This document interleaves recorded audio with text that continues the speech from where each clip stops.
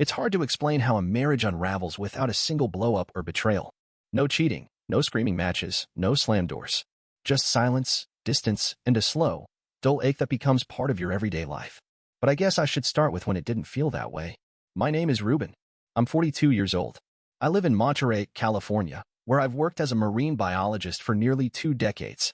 The ocean's always made more sense to me than people's steady currents, clear cause and effect. At least until Lena. I met Lena at a gallery show in Carmel, some coastal abstract series I didn't understand, but I was there for the wine and the free food. She was working the floor in a black turtleneck and silver earrings, talking about the tension between brushstroke and intention like it was life or death. I don't remember what I said to her that night, only that she smiled in this quiet way that made me feel like she saw something I didn't even know I was hiding. We were married 11 months later. I know that sounds fast, but at the time, it felt like gravity. We were 2 adults who'd already lived a little. I'd been through a long breakup with someone who loved the ocean more than she loved me. Lena had just left a long-distance thing that had drained her dry. So when we found each other, we didn't waste time. Back then, everything just clicked. She was thoughtful, sharp as hell, and always saw the angles in a situation before I did. I loved that about her. I loved that we could sit in silence or argue for hours and still land in the same place. We wanted the same things: freedom without loneliness, partnership without power games. We had this rule: always name the thing. No guessing, no hiding behind politeness. It made us feel like adults. She wasn't just my wife. She was the person I trusted with the parts of me no one else ever saw. She knew when I couldn't sleep because a dolphin pod I was tracking hadn't surfaced in days. She'd hand me tea without a word. She never mocked the rituals I had with my field gear or the way I'd narrate underwater videos like nature documentaries when I was stressed. In turn, I listened to her talk about paintings, color tones, gallery drama I barely understood, but I cared, because it was hers. Our marriage wasn't perfect. We had dry spells, disagreements about money, about work. But everything we did felt intentional. We didn't coast. We worked at it. And for a long time, that work paid off. We were solid, respectful, close. Which is why it took me so long to notice that closeness could rot, even without anyone cheating or screaming. That love, if you're not careful, can start to feel like that. Not because of anything sudden or cruel. Just the way slow erosion works: quiet, steady, relentless. Back then, I would have bet my life we'd grow old together. Funny how fast things can turn. It started with a client. Lena had always taken on a mix of private buyers, people with disposable income who wanted something edgy or rare for their walls. But this one was different. His name was Damien. Tech money.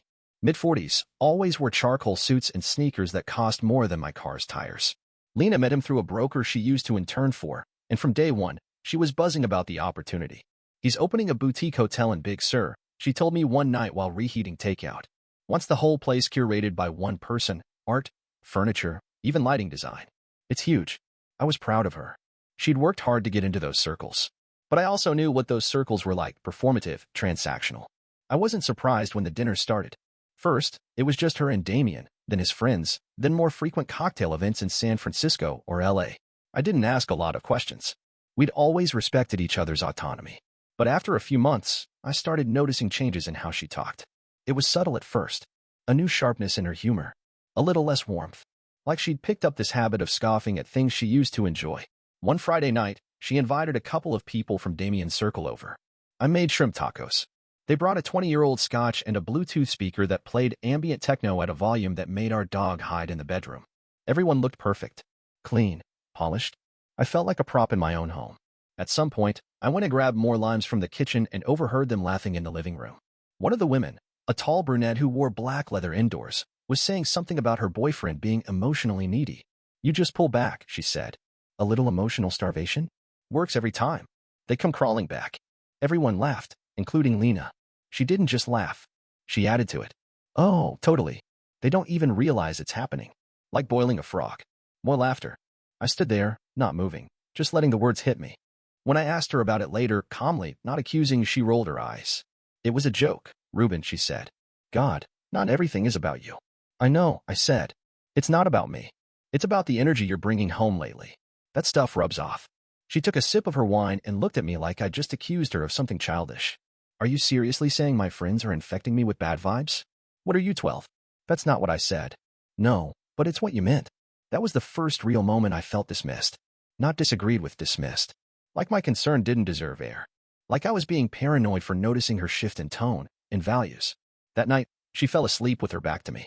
I lay there staring at the ceiling, trying to figure out when I'd started feeling like a guest in my own marriage. I couldn't pinpoint the moment, but I knew something was changing, and it scared the hell out of me. At first, it was just comments. A raised eyebrow when I bought new field gear. A joke about my wardrobe before we went out. Nothing big, just enough to sting. But over time, it shifted. Lena didn't just poke fun at things anymore. She started questioning them. Everything I did. Every decision I made. Even ones I'd always handled without question. Like groceries. I just don't get why we always buy that brand, she said one Sunday morning, staring at the receipt. It's overpriced, and the ingredients are garbage. It's the same stuff we've been eating for years, I said, setting the bag on the counter. You liked it. That was before I started paying attention. There was a tone she used now, something performative, like she was schooling me. And if I pushed back, she'd twist it, make it sound like I was being defensive or rigid. At work, I was leading a new research initiative tracking migration changes in a local pod of humpbacks. It was a big deal. Grant-funded, long-term, the kind of thing that could open doors. I came home excited, hoping she'd want to hear about it. Instead, she barely looked up from her laptop. Cool, she said. Just make sure you're not so obsessed with fish that you forget how to talk to people. I blinked. They're mammals. And this is actually important. I'm not saying it's not, she said, setting her laptop aside. But sometimes I wonder if you use your work to check out of life. Like, do you even want to be present in this relationship? That one landed. I just stood there, not knowing what to say. The arguments started around then. Not all the time, but when they came, they stuck. They weren't loud. They were long, slow burns. We'd start over something simple, like how to handle a car repair or whether we should host a dinner, and suddenly we'd be in an hours-long standoff. It wasn't the topics. It was the way she approached them. Like I was already wrong. Like everything I said was a form of control she needed to unravel. You never listen, she told me one night. You always think your way is better. It's condescending. I listen, I said. I just don't always agree. That's not the same thing. But you frame it like you're being reasonable and I'm being emotional. It's a power thing. No, it's a disagreement, I said. We're allowed to have those. Not if it always ends with you getting your way. And that's when I realized something. Lena wasn't arguing with me. She was arguing with a version of me she had built in her mind. A version where I was smug and overbearing. A version where I needed to be taken down a peg. I wasn't perfect, and I never claimed to be. But now it felt like I was constantly on trial. Every conversation turned into cross-examination. And no matter what I said, it was spun into evidence against me. I started to feel like I was walking on glass in my own house. Double-checking my tone, my timing, even the way I phrased things. Not because I feared a fight, but because I was exhausted by them. And the worst part? I couldn't reach her. The woman who used to ask about dolphin stress signals over dinner now cut me off mid-sentence. The woman who once told me I was the calm in her storm now looked at me like I was the storm. I started sleeping less, eating less, not because of any single blow-up, but because of a growing feeling I couldn't shake. I didn't feel like her partner anymore. I felt like her opponent. It was a Tuesday, late afternoon. I had just gotten back from the harbor and was rinsing out my boots on the back deck when I heard Lena laughing from the living room. Not her usual laugh. This one was sharper. Thinner. It was the kind of laugh people use when they're trying to signal who's in and who's out. I didn't think much of it until I caught a phrase that stopped me cold. And she drained a whole account. He didn't even see it coming. I froze. Lena was on speakerphone. I stayed quiet, just listening through the screen door. I wasn't trying to spy. I just couldn't move. The woman she was talking to, someone named Felicia, I think, sounded giddy. He had the nerve to act like he deserved something.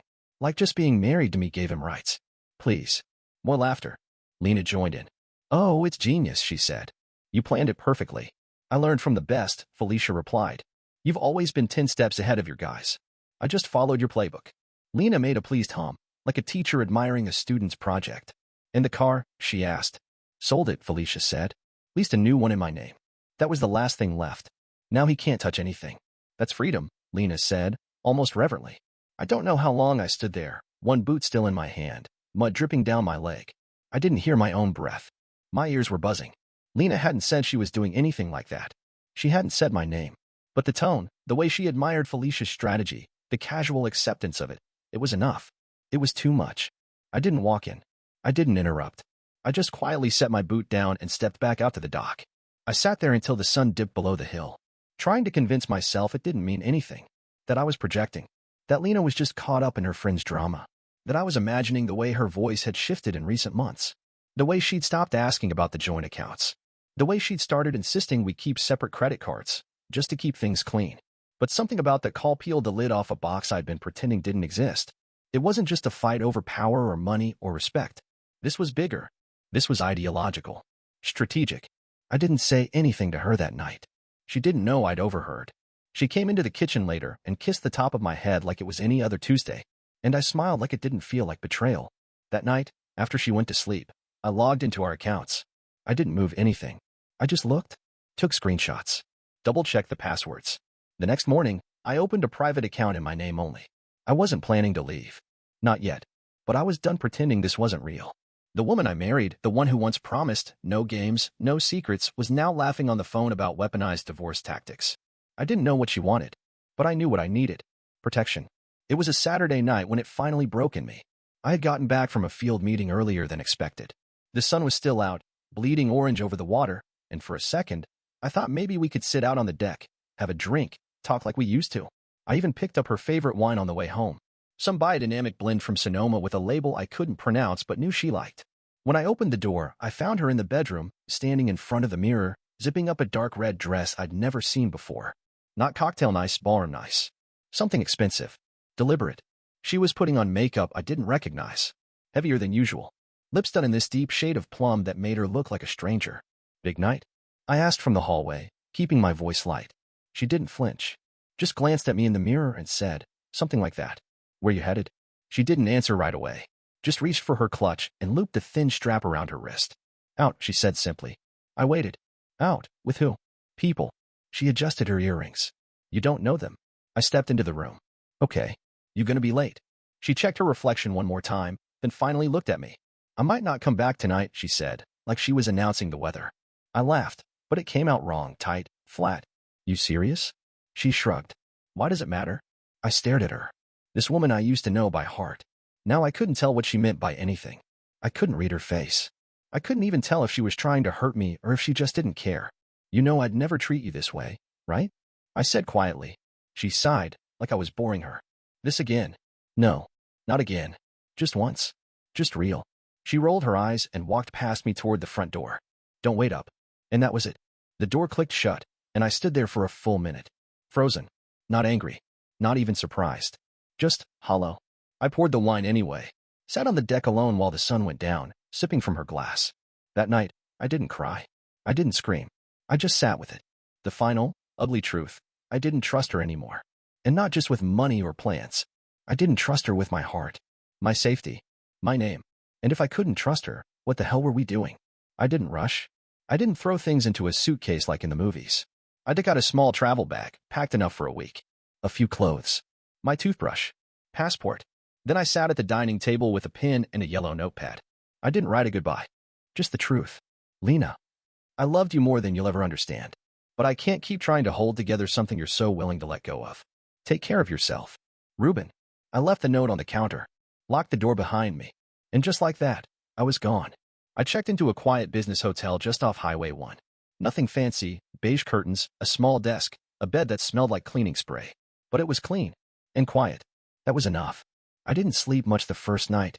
I kept waking up, checking my phone, expecting something. A call. A message. Something from her. But it never came.